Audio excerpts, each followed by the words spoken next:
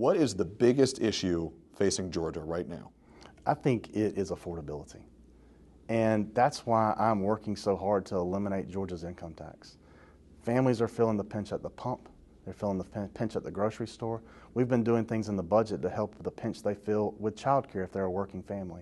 And if we can eliminate Georgia's income tax, we can immediately supply those Georgia families with a slightly larger than 5% raise overnight. If you get rid of the state income tax, how do you balance the budget?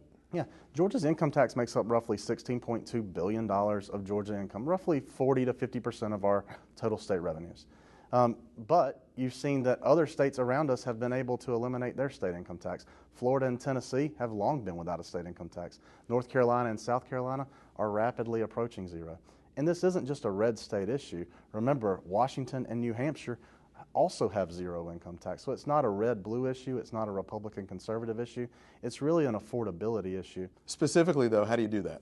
So I think there's many things that can be done to do this. You've got 9 states that have already done it. So again, we've got a cafe of items to choose from. It's not going to be, you don't have to pick one or the other.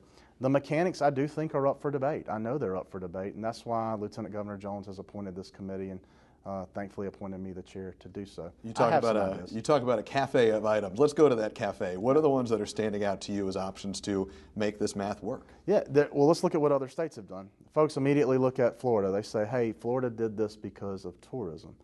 But that doesn't explain how Tennessee did it. It clearly doesn't explain how New Hampshire did it.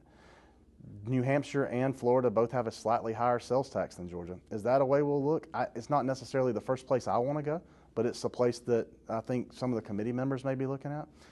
We've also taken our tax code and carved it up quite into, somebody said at the last committee meeting, into Swiss cheese. So if we can take a look at not giving special interest tax credits to everyone who can hire a lobbyist at the Capitol, we're going to be able to give that reduction instead to all the folks who can't afford a lobbyist.